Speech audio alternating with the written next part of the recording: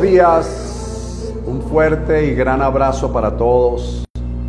Damos gracias a nuestro Dios Padre Todopoderoso porque nos permite una vez más podernos reunir, poder conversar acerca de su palabra, de lo que Él quiere para que en este tiempo podamos nosotros andar, caminar, hacer sendas a través del conocimiento de su palabra, a través de sus directrices, tomando por supuesto en cuenta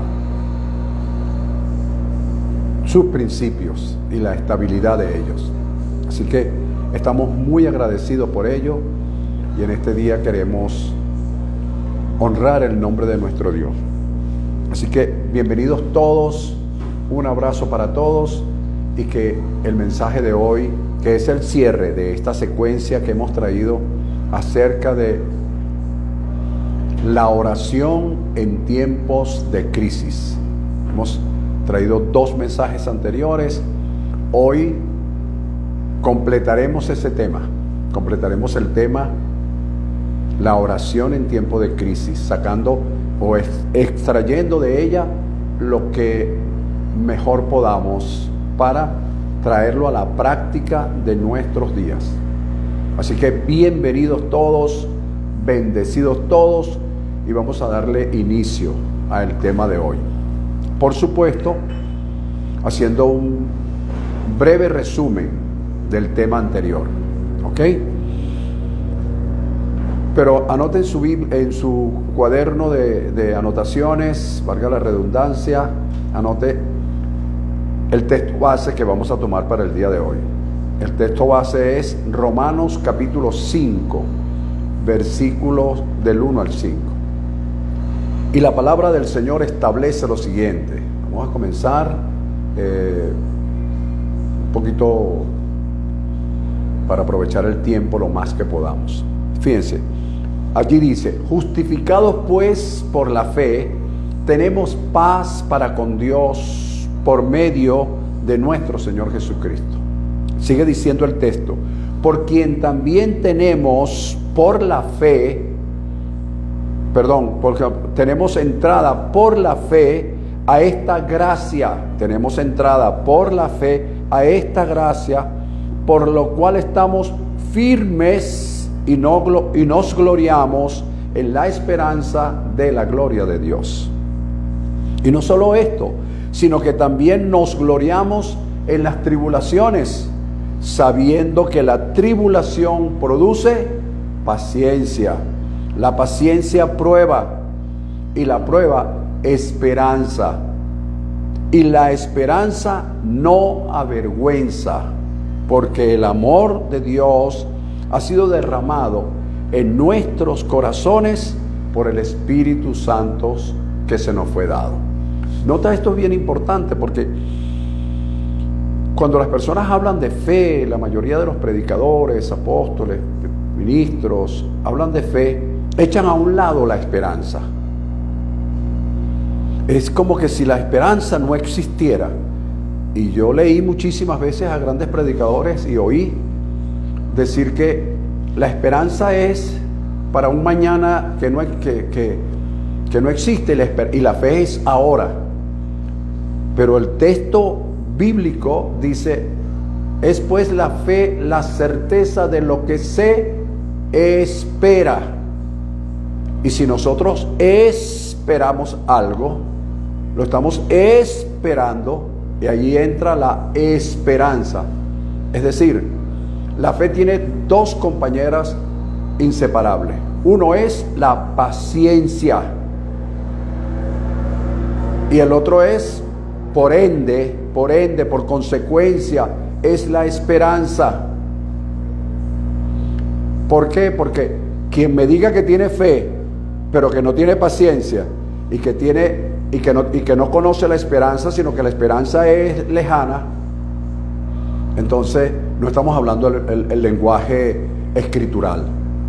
Podemos estar hablando la interpretación que como teólogos, que como Como ministros podemos darle a las Escrituras y eso se presta para eso. O sea, no estamos diciendo que no es válido, se presta. Pero el lenguaje dice, la fe es la certeza de lo que se espera. Y tú no puedes esperar algo si no tienes paciencia. Tú no puedes esperar algo si no conoces la esperanza. Sencillo. Sencillo, pero difícil de entender y de comprender para algunas personas. Fíjense. Ok, entonces este es el texto base para el día de hoy. Romanos capítulo 5, versículos del 1 al 5.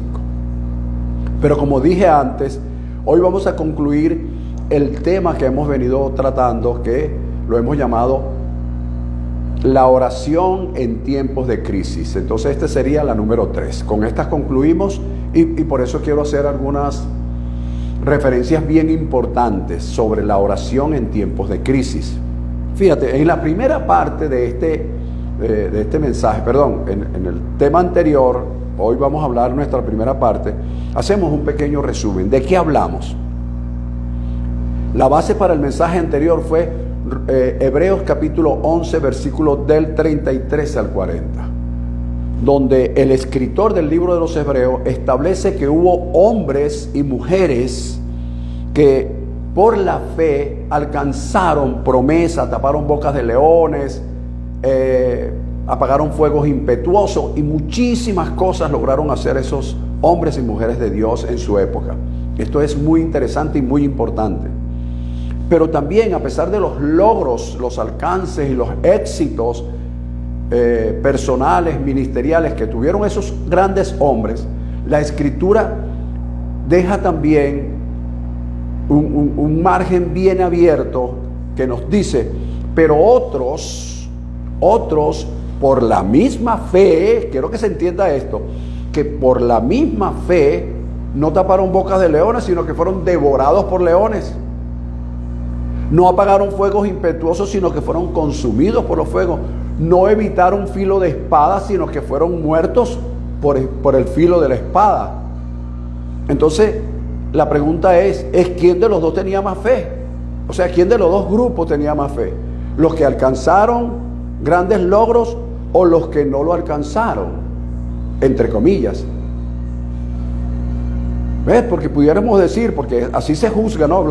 Hoy día las personas juzgan al hombre de fe por la multitud de seguidores que pueda tener.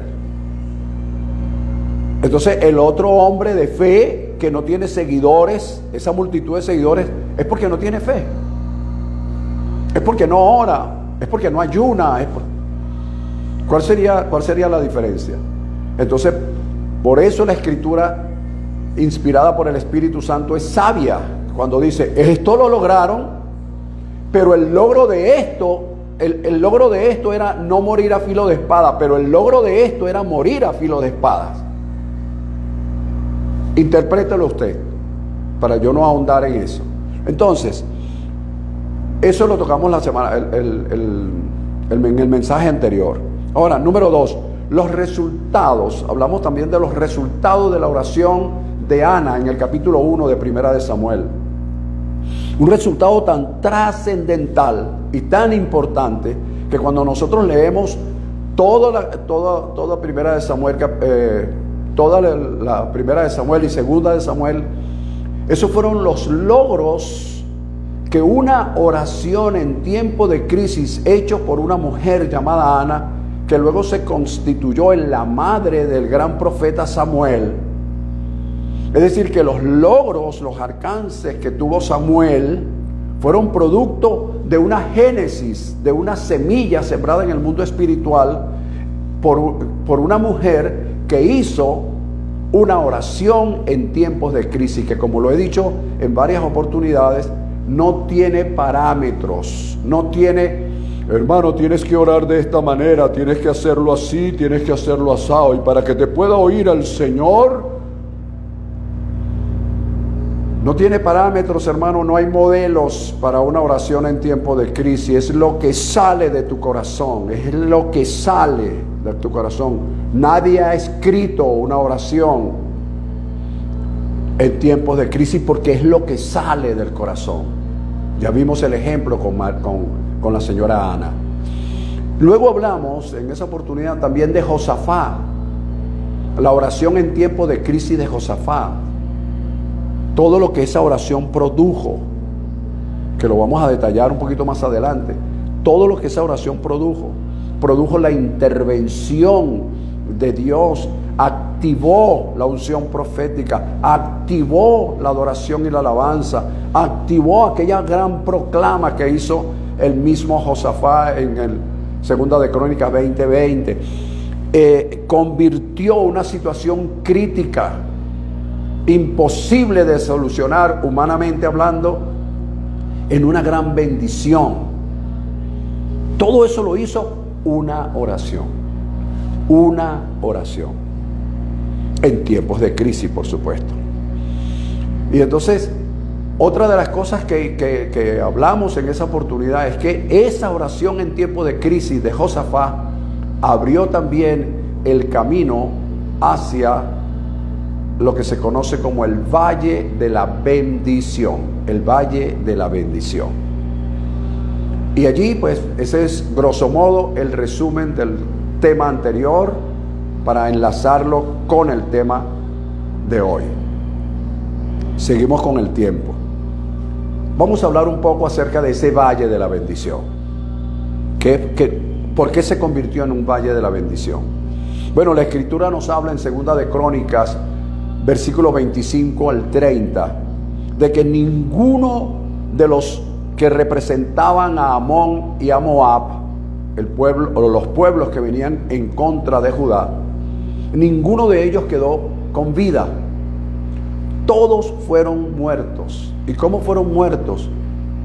Fueron muertos por intervención divina. Dios provocó una confusión entre ellos y ellos pelearon unos contra el otro, resultando que todos, absolutamente todos murieron, sin que el pueblo de Judá lanzara una sola flecha, ni una sola lanza, ni que hubiese pelea a espada, que eran las costumbres de esa época. Absolutamente fue una intervención divina que la produjo, repito, una semilla llamada oración en tiempos de crisis. Luego dice la Escritura en ese mismo texto que Judá duró 3 días para poder recoger el botín, para poder tomar las joyas, los trajes, las alhajas, las piedras preciosas, todo el botín. Y hay algo bien importante allí que nosotros no lo tomamos en cuenta. El botín estaba entre los muertos. Los trajes, las vestimentas estaban entre los muertos. Y nosotros a veces no queremos tocar nada de eso. No, eso yo no lo toco porque eso es producto de una muerte, eso es producto de no sé qué. Entonces es bueno que te dejes una pasadita por el Segunda de Crónicas, capítulo 20, versículo del 25 al 30. Es bueno que te lo leas, porque la Escritura habla claramente que el botín estaba entre los muertos. Entonces imagínate, tuvieron que a veces agarrar a un muerto y levantarlo y sacar la ropa que estaba debajo de ellos, sacar las alhajas.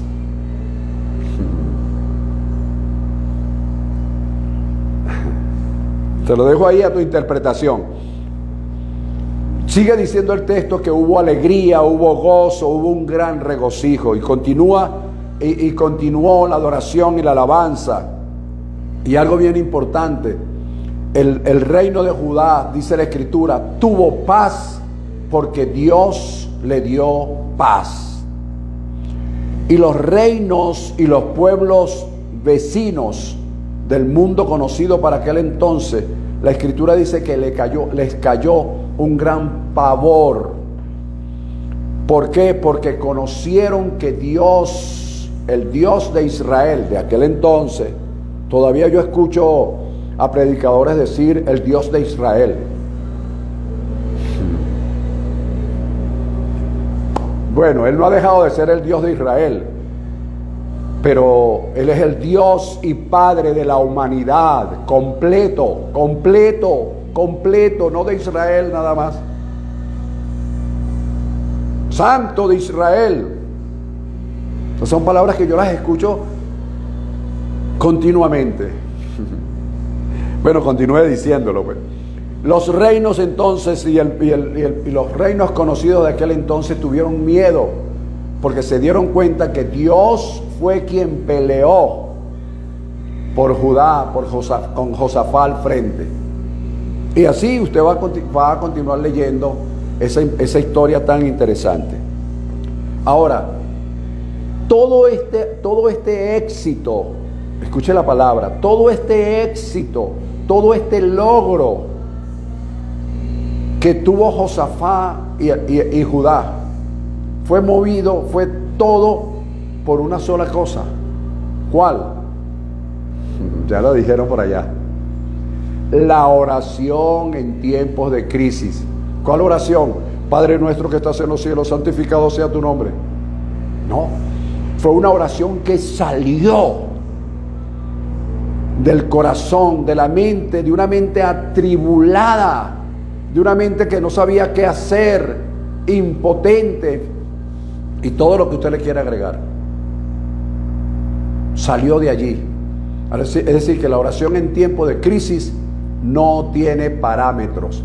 Los únicos parámetros que yo le pondría en este tiempo a una oración es que tomes en cuenta que estamos en la dispensación de la gracia y tomes en cuenta en qué principios divinos te estás moviendo para hacer la oración. Esas serían las dos cosas que yo le pondría en este tiempo. Fuera de eso no hay parámetros.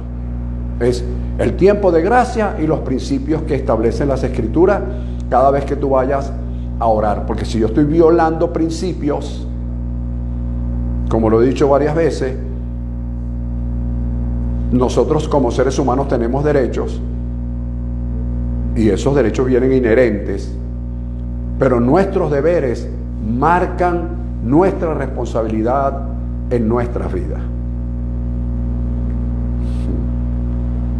Yo una vez dije, si quieres reclamar derechos, cumple con tus deberes. Bien, entonces entramos en la tercera parte del tema de hoy. Es que yo quiero hacer hoy una diferencia, pero no una diferencia profunda, sino muy sencilla, de acuerdo a como yo veo la oración en este tiempo. Es hacer una diferencia entre la oración tradicional y la oración profética. Repito, la oración tradicional y la oración profética. ¿Por qué? Porque la oración profética está intrínseco en ella, es inherente en ella la adoración y la alabanza. La adoración y la alabanza. Hay personas que dicen, no, yo no oro, yo lo que hago es adorar. Está bien, es válido. No, yo no adoro, ni alabo, yo lo que hago es orar. Eso sí, yo me levanto a las 3 de la madrugada, aleluya, y oro hasta las 6 de la mañana. Está bien, es válido. Todo eso es válido, todo lo que usted haga. Pero yo quiero hacer una diferencia, repito, es una breve reseña, algo referencial, no es algo profundo, es simplemente como yo veo la oración en este tiempo. Y lo voy a decir rapidito para que podamos el tiempo. Si usted quiere, después vuelve a oír el video, pero haga un cuadro comparativo. Y como le dije antes, son referencias muy personales, ¿ok? No son impuestas, ni son doctrina, ni nada por el estilo. Son referencias personales como yo veo la oración en este tiempo. En primer lugar, una oración tradicional se hace mayormente con miedo, con temor, con el miedo de no ser oídos. Y con aquella famosa palabra, hágase como tú quieres. Entonces la oración tradicional que se respeta lógicamente, pero yo estoy haciendo una diferencia entre la oración tradicional y la oración profética. La oración que conlleva, que tiene intrínseco la adoración y la alabanza. La oración tradicional, por lo general, en primer lugar, se hace con miedo, con ese temor de no ser oído. La oración profética se hace con confianza, sabiendo, con seguridad, de que el Padre Eterno está atento a tu oración. ¿Viste? Son dos cosas distintas. La oración con miedo, ¿ok? Con ese miedo, y la oración que se hace con confianza. Sé que me oyes, sé que soy tu hijo, sé que me lo merezco, porque esa es otra palabra que ha turbado, no ha turbado, que está impregnada en la mente de los hombres y de las mujeres de Dios. Yo sé que no me lo merezco, Señor, pero aquí estoy. Si sabes que no te lo mereces, ¿para qué oras? Si ya tú sabes que no te lo mereces, entonces ¿para qué oras? Pero confío en tu infinita misericordia, Señor. Es una oración con temor, con miedo de no ser oído. La oración en tiempos de gracia, la oración profética, la oración que incluye la adoración y la alabanza, se hace con confianza, con esa seguridad, a sabiendas de que el Padre está atento porque tú eres su hijo. Te pongo el ejemplo rapidito. Si tú eres padre o madre, cuando tu hijo se te acerca y te dice: madre, quiero pedirte algo, ¿qué haces? Ah, no, chico, no vengas con eso ahorita. No tengo, no puedo. ¿Haces eso? ¿O le prestas atención al petitorio que va a hacer tu hijo? Pero si tú le prestas atención a lo que va a pedir tu hijo, ¿cómo crees tú que Dios no le va a prestar atención a lo que su hijo le va a pedir? La Escritura misma lo dice. Si nosotros, siendo malos, podemos dar buenas dádivas a nuestros hijos, ¿cuánto más nuestro Padre dará lo que le pidamos? Porque Él es nuestro Padre. En segundo lugar, la oración tradicional se hace en humillación. Aquí estoy, Señor, humillado ante tu presencia, aleluya. Señor, eso es una oración que dejó de ser. ¿Por qué? Porque la humillación te ubica en un extremo de inferioridad, como que si no te merecieras nada, como que si tú no valieras nada. Eso es lo que hace la humillación. ¿O tú te has sentido alguna vez humillado? Si tú alguna vez te has sentido humillado, imagínate qué es la humillación entonces cada vez que vayas a orar. Eso no existe en este tiempo. No debe ser. La oración en este tiempo, la oración profética, se hace, señores, en y con humildad. Porque la humildad no es eso de no tener un mayor concepto de uno mismo del que debe tener. Pero también la humildad es reconocer mis debilidades y mis defectos, pero también mis fortalezas y mis virtudes. Es decirle a Dios: Señor, yo no te pido que me fortalezcas en esto, porque yo soy fuerte en esto. Entonces es decirle a Dios: Señor, tengo debilidades, pero también tengo fortalezas. He cometido muchos errores, pero tengo muchos aciertos.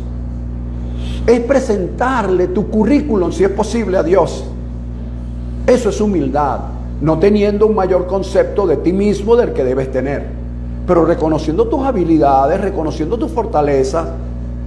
Ah, no, me voy a tirar en el suelo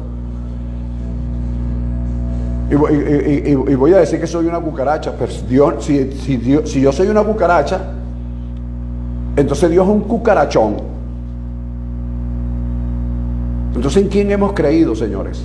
No, y después los domingos decimos que somos hijos del Rey de Reyes, del Señor de Señores, del Dios de Dioses, del Todopoderoso. ¿Cómo puedo yo decir algo así? Si voy a orar en humillación. Vamos a aprender a orar con y en humildad.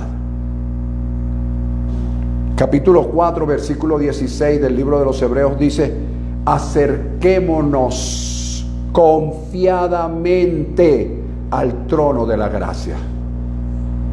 Entonces vamos a agarrar esa escritura y la vamos a tirar al piso. Acerquémonos confiadamente al trono de la gracia. Número 3. En la oración tradicional le presentamos a Dios la magnitud del problema.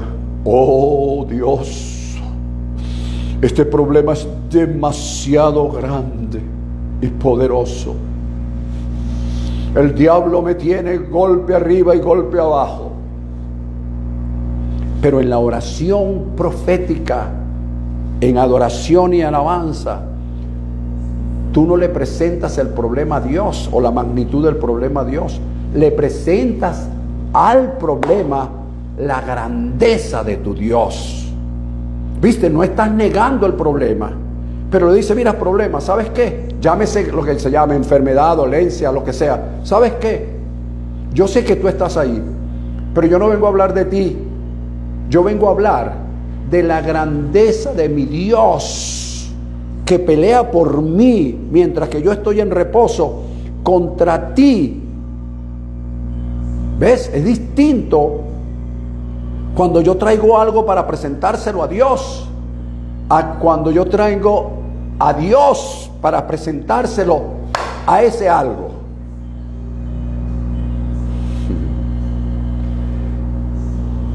Es oración profética, es oración que emana la adoración y la alabanza. Número 4. En la oración tradicional convocamos y proclamamos ayuno, vigilias o cualquier otra liturgia religiosa que se nos ocurra. Proclamamos todas esas cosas. Y hay gente que dice que le da resultado. Bueno, muy bien. Pero en la oración profética, tú le dices a la situación que tú eres una abstención, porque el ayuno lo que quiere decir es abstención, y vigilia es estar vigilante.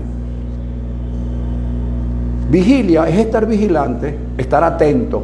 Entonces yo me presento, yo soy una abstención, porque yo he decidido abstenerme de muchísimas cosas que me perjudicaban desde el punto de vista tal vez físico, mental y sobre todo espiritual. Yo he decidido abstenerme de ello porque he decidido al mismo tiempo agradar a Dios.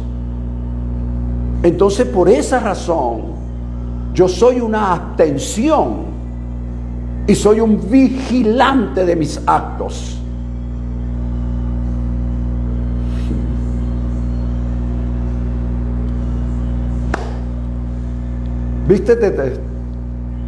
¿Viste la diferencia? ¿Estás viendo la diferencia? Número 4 o 5. En la oración tradicional mostramos la angustia, la desesperación. En la oración profética mostramos el reposo, la tranquilidad que me da el saber que Dios está atento, que Dios me ha permitido tener humildad, que le presento a la situación al Dios que tengo, que soy una abstención, que vivo vigilante de mis propios actos, no vigilando a otras personas. ¿Qué hizo Pedrito para después decírselo al pastor? No, es vigilando mis propios actos. Entonces lo hago en reposo, o entro en el reposo del Señor cuando estoy orando, para que la turbación y la angustia y la desesperación no tomen el control de ese momento íntimo que tengo con el Padre.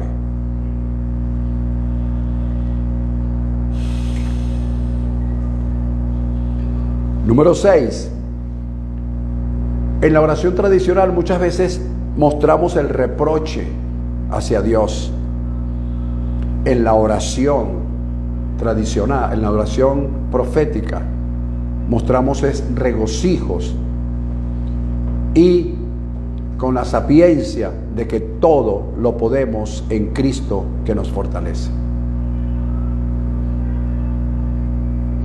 Otra diferencia que podamos ver entre la oración tradicional y la oración profética es que la oración tradicional se hace sin revelación, con los ojos cerrados, tanto físicos como espirituales. Pareciera que no veo o no he visto lo que Dios ya ha hecho. En la oración profética se hace con la revelación de automotivarme, de motivar, de alentar y de alimentar la esperanza, tanto mía como la de otros.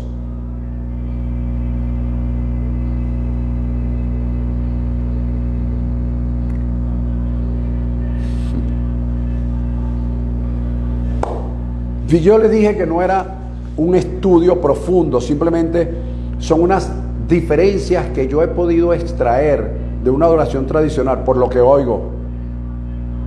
Yo he oído gente orando, gente inclusive que predica gracia, que cuando está orando yo no puedo decir amén porque está orando contrario a lo que me dice que predica.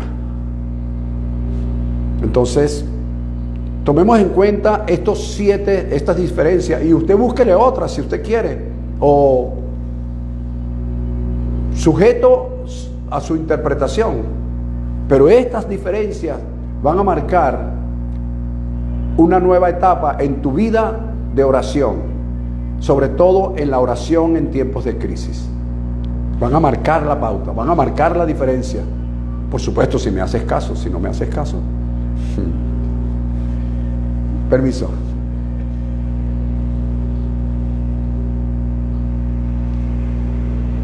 Bien. Mis recomendaciones con relación a estas diferencias de oración, voy a adelantar por el tiempo. La oración profética que produce, como dije antes, la adoración y la alabanza, escucha bien, trae cambios, trae transformaciones, los cambios y las transformaciones que se requieren y producen la manifestación de los frutos deseados. Hay gente de oración, pero tú lo ves cada día como peor. ¿Y cómo está, hermano? Aquí, hermano, en la lucha. Siempre tú sabes que la vida, en el Señor es una lucha constante contra el enemigo. Aleluya. Pero el enemigo está vencido. Entonces, si está vencido, ¿por qué luchas? Es algo que tú no logras comprender, esa paradoja. Estoy en lucha, pero el enemigo está vencido. Pero entonces, ¿contra quién luchas? Dios mío, mira, la oración profética en adoración y alabanza, repito, trae los cambios, trae las transformaciones, y el primero que cambia es a ti mismo. Trae las transformaciones que se requieren y por supuesto produce las manifestaciones de los frutos deseados.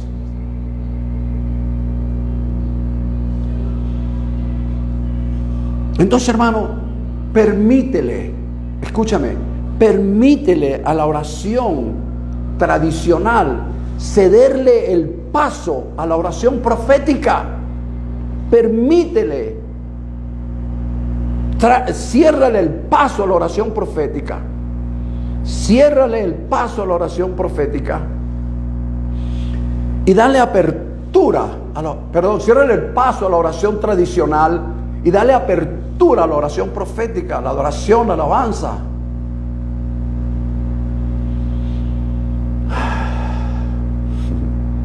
Bendecido, por allí me está saludando el pastor Nelson de Miami. Un abrazo, pastor. Gracias por conectarse con nosotros. Se le recuerda con cariño. Saludo a la gente de Miami. Saludo a la gente del estado de Florida. Y gracias por estar conectado. Fíjate, entonces vamos a continuar. Ya te hablé entonces del resumen en la primera parte del mensaje anterior. Te hablé la diferencia entre la oración tradicional y la oración profética para este tiempo. Y vamos a seguir entonces con este tema. Por eso te vuelvo a repetir, ciérrale el paso a la oración tradicional, ábrele el paso a la oración profética en adoración y alabanza y vas a ver la diferencia. Vas a ver la diferencia. Fíjate, en esta cuarta parte del mensaje yo me hice 3 preguntas. Y es bueno que la notes. ¿Garantiza la manifestación de la abundancia de bendición la lealtad a Dios? ¿Garantiza la manifestación de la abundancia de la bendición la lealtad a Dios? Respuesta: no. Ya vamos a ver por qué. Segundo, ¿a quiénes realmente le somos fieles, le somos leales? ¿A la bendición o al proveedor de la bendición? ¿Quieres mi respuesta? La experiencia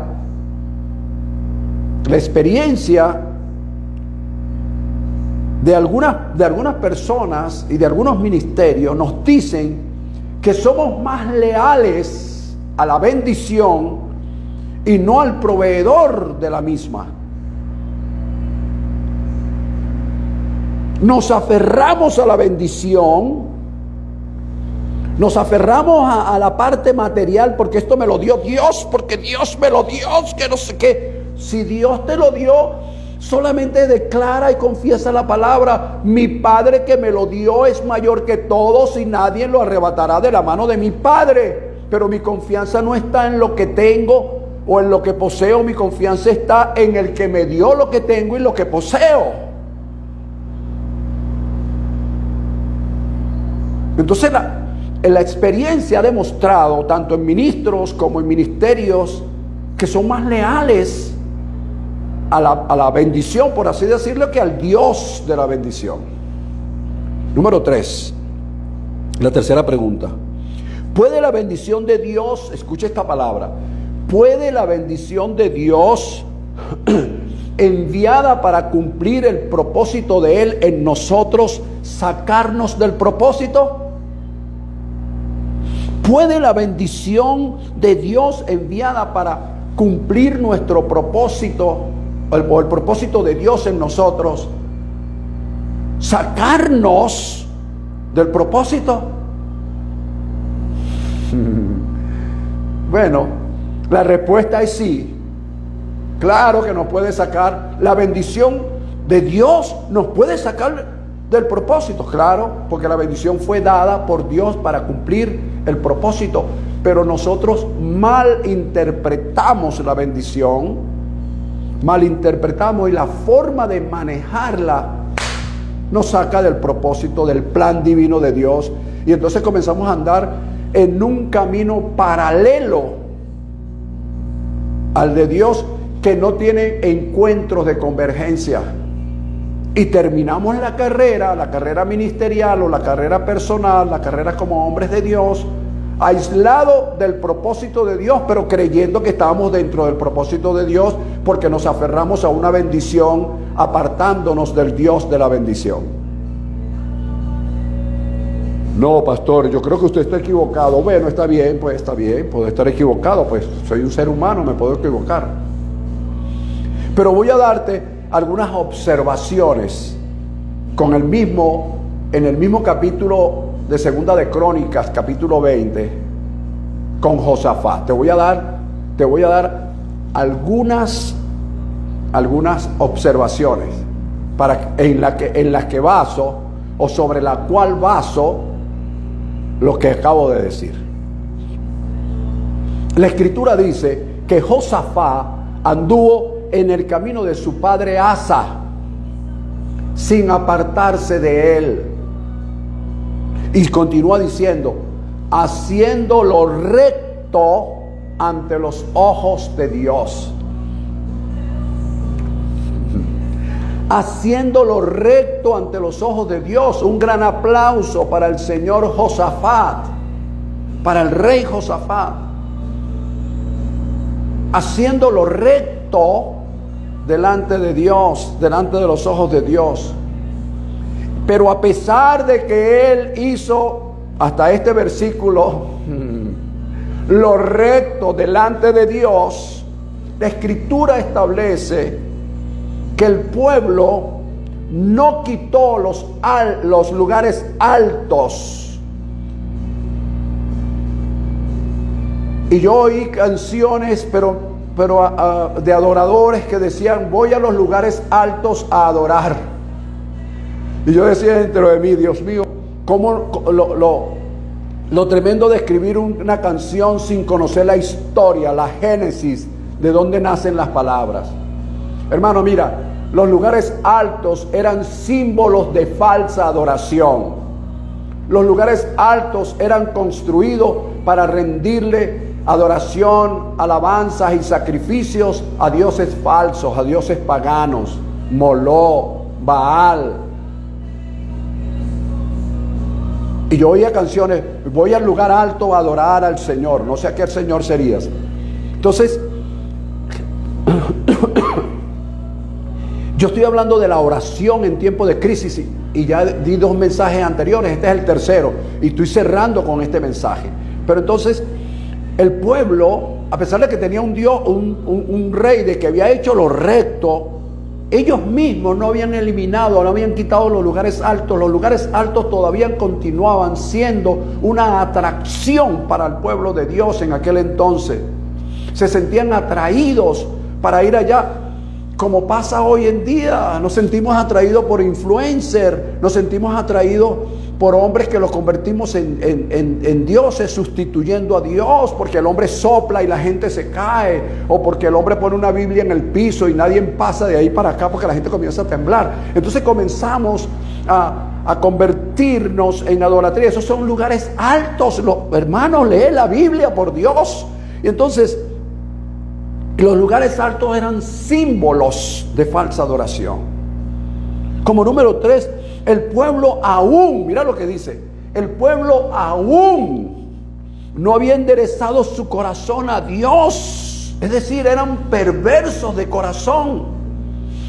Pero cuando tú revisas el contexto bíblico, se dice que esa gente adoró, que esa gente alabó, que esa gente confió en un momento de desesperación, confió en Dios y Dios los ayudó. Dios ayudó tanto al que hizo las cosas de recto corazón, como a los que no eliminaron los lugares altos, y también hizo lo mismo con aquellos que eran de perverso corazón. ¿Qué tipo de Dios tenemos? Un Dios de gracia, un Dios de amor incondicional, que aún mirando tu corazón, que no estás adorando conforme al propósito de Él, que te estás apartando, que estás yendo por un camino paralelo al que Él plantó para ti, porque Él te dio la bendición para cumplir su propósito en ti, no para cumplir tus mezquinos propósitos, sino el propósito de Él. Aún así, Él sigue fluyendo, porque Él no deja de ser Dios, Él no deja de ser el Dios amoroso. Pero ¿quién sufre las consecuencias?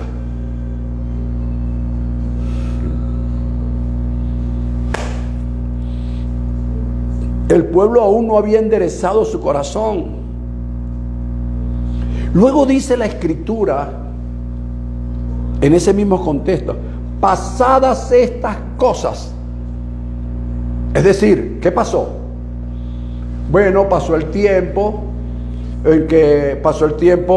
de la oración en tiempo de crisis.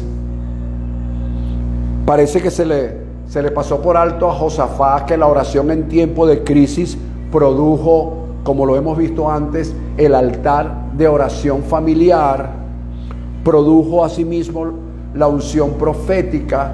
La unción profética produjo adoración y alabanza. La adoración y la alabanza produjo la proclama hecha por Josafat, cuando dijo: cree en el Señor tu Dios y estarás seguro, cree a sus profetas y serás prosperado. Eso fue una proclama que hoy día se ha convertido, desde mi punto de vista, hasta en un principio. Fue una proclama. ¿Cómo se produjo? Porque hubo una oración en tiempo de crisis, porque hubo oración en el altar familiar, porque se activó la unción profética, porque se activó la adoración y la alabanza, Porque la adoración y la alabanza fueron ratificadas ahora con ornamentos sagrados. Señores, por favor.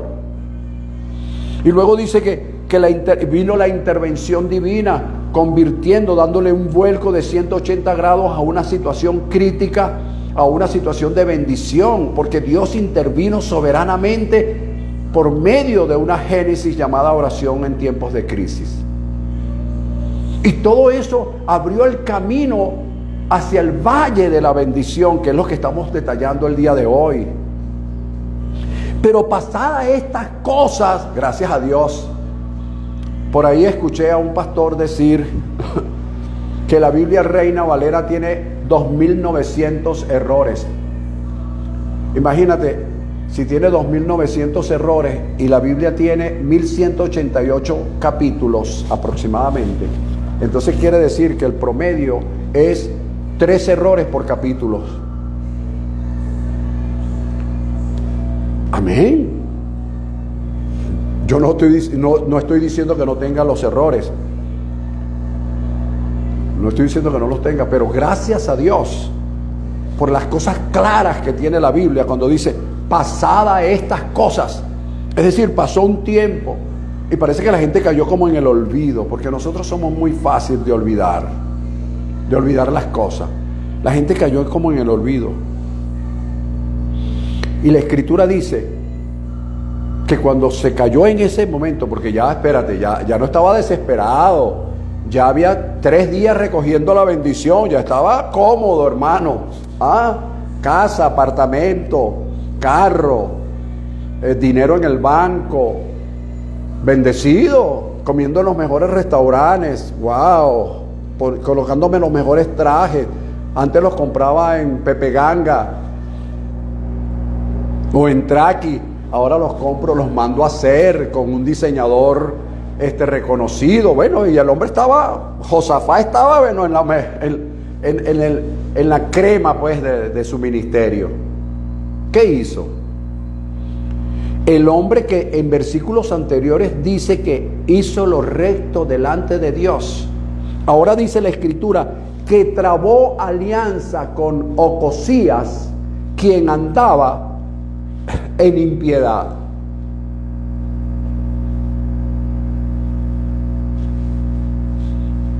Claro, alguien pensó por allí, bueno, pastor, es que somos seres humanos.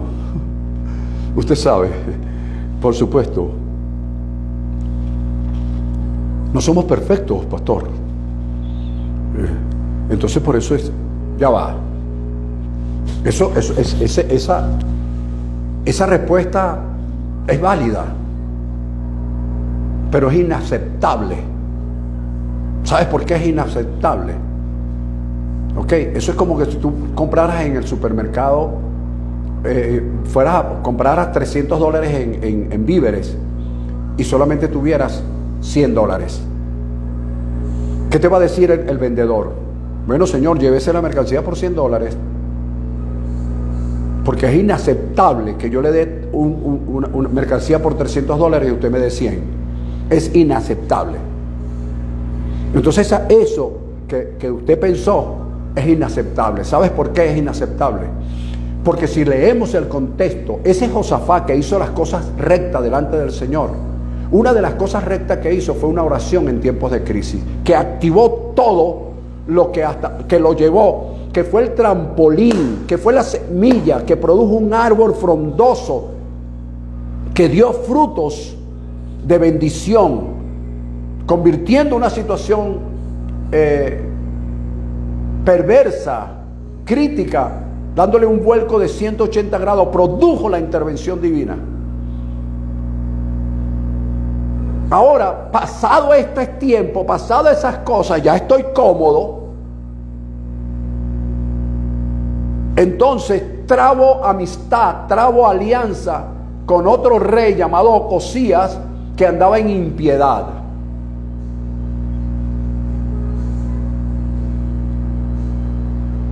Ahora la pregunta que es, Josafá, el hombre que hizo lo recto delante de Dios, consultó a Dios en esa oportunidad para trazar o trabar esa alianza? Respuesta, no.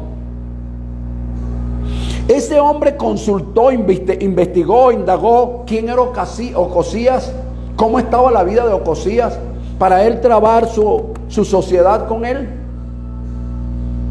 Vio si era un hombre de principios para trazar esa sociedad. Respuesta, no. Pero ¿sabes por qué? Porque, como dije antes, la experiencia y lo que sepas acerca de la Escritura te dice que los hombres le somos más leales a la bendición que al Dios de la bendición. Y aquí se vio, él le fue leal a la bendición, pero no al Dios de la bendición. Por eso cuando usted sigue leyendo el texto se da cuenta que Dios dijo: yo voy a destruir las embarcaciones que ustedes han construido. Yo voy a hacer que tengas una gran pérdida económica. De todas maneras esa economía te la di yo. Y usted conoce la historia. Usted conoce lo que realmente sucedió. Entonces, cuando hacemos una oración en tiempo de crisis, nosotros estamos activando muchas cosas en el mundo espiritual. Unción profética, adoración, alabanzas, proclamas, intensidad en la adoración. Estamos proclamando la intervención divina. Estamos abriendo camino hacia el valle de la bendición. Estamos generando bendiciones para nuestros hijos y nuestros familiares. Entonces, si en tiempos de crisis podemos hacer eso, ¿por qué en tiempo de holgura no lo hacemos?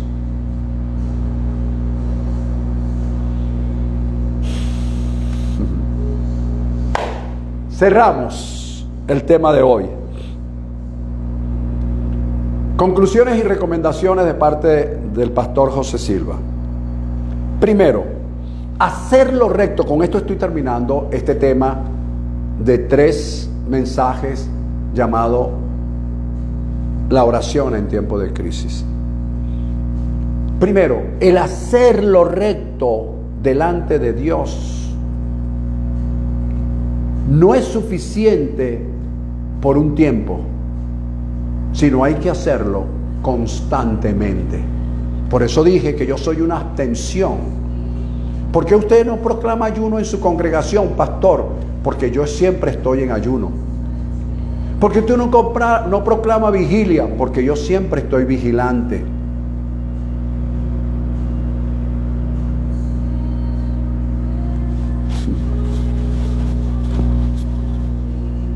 Cuando Jesús estaba orando en el Getsemaní, que se le acercó luego a sus discípulos y los vio durmiendo, le dijo: velad, estén vigilantes y oren para que no entren en tentación. Entonces, ¿tú crees que porque yo haga una vigilia al mes no voy a entrar en tentación los 29 días restantes?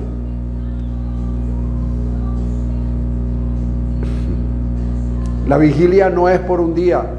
Las vigilias son las 24/7. Entonces, hacer lo recto delante de Dios por un tiempo no es suficiente. Se requiere ser recto constantemente. 2. Ahora quiero que escuches esto un poco. Si no me escuchaste el resto del mensaje, el mensaje anterior, quiero que escuches esto. Adorar con fines de alcanzar un beneficio es diferente a ser un adorador. ¿Ves? Adorar con fines de alcanzar, eso fue lo que pasó con el pueblo. Ellos adoraron ciertamente, pero ¿con qué fin? Con el fin de alcanzar un propósito, un plan. Una vez que lo alcanzaron, ellos dejaron de adorar. ¿Por qué? Porque no eran adoradores, sino que adoraron en un momento determinado, porque les convenía hacerlo. Un adorador, señores, adora alcanzando o dejando de alcanzar, enfermo o sano, con dinero o sin dinero. Adora, porque su adoración es incondicional y no está sujeta a cambios de estados de ánimo. No está sujeta a cambio ni a estado de ánimos, porque es un adorador.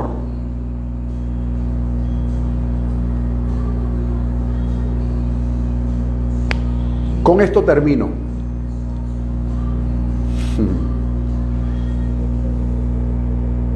Que se te olvide todo, pero recuerda esto, pues. Recuerda estos 3 puntos que te dé. Primero, hacerlo recto en tiempos. En un tiempo determinado no es suficiente, hay que hacerlo constantemente. 2, adorar con fines de alcanzar un beneficio es diferente a ser un adorador.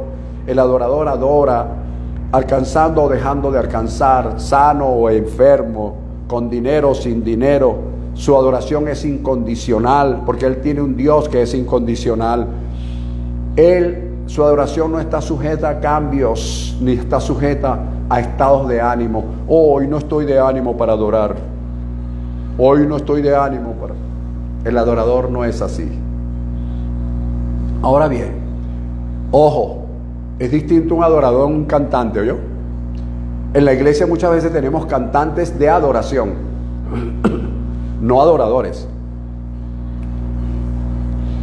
La evangelización, que tantas cosas, que tanto dice la gente, hoy día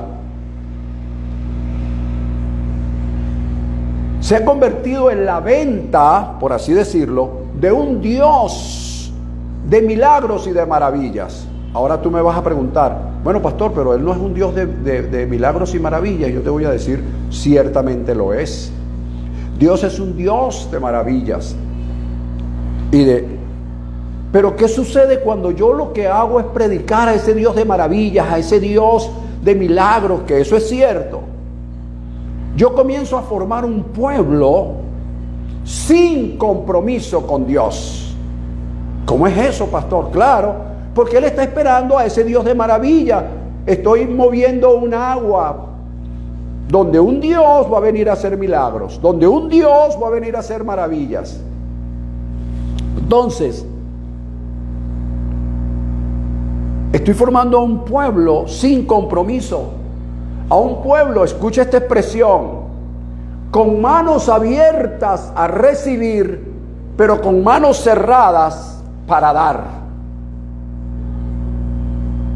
¿Lo ves? Con manos abiertas para recibir la bendición de Dios, pero con manos cerradas para rendirle a ese Dios la adoración, la alabanza que se requiere. Y todavía tengo que tener los lugares altos abiertos por si acaso. Señores, la oración en tiempos de crisis cambia tu vida. Cédele el paso a la oración profética y ciérrale el paso a la oración tradicional, y tu vida, la vida de tu ministerio, en todos los aspectos, dará un vuelco de 180 grados, porque así lo quiere Dios. Te declaro muy bendecido. Declaro que la gracia, el favor de nuestro Padre, su gloria, su gracia, su cobertura divina está en ti. La cobertura divina de Dios, no la cobertura apostólica que dicen dar otros ministerios. No, es la cobertura divina de Dios.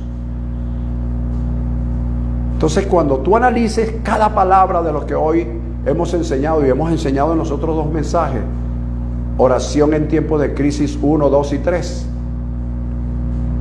verás que tu vida personal, familiar, matrimonial, económica será otra. Te declaro muy bendecido, declaro que la gracia y el favor de Dios está en tu vida.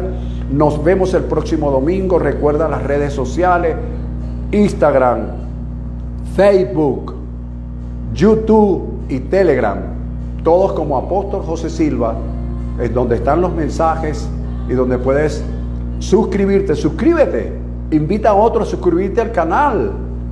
Oye, Help me, man, help me. Para seguir adelante. ¿Ok? Y por supuesto, el código de honor que les hablo siempre. Andar en la verdad, andar en justicia, andar en rectitud e integridad de corazón, haciendo siempre lo que a Él le agrada. Ciérrale el paso a la tradición, ábrele las puertas a la unción profética y la vida nuestra cambiará 180 grados. Bendecidos todos. Hasta el próximo domingo.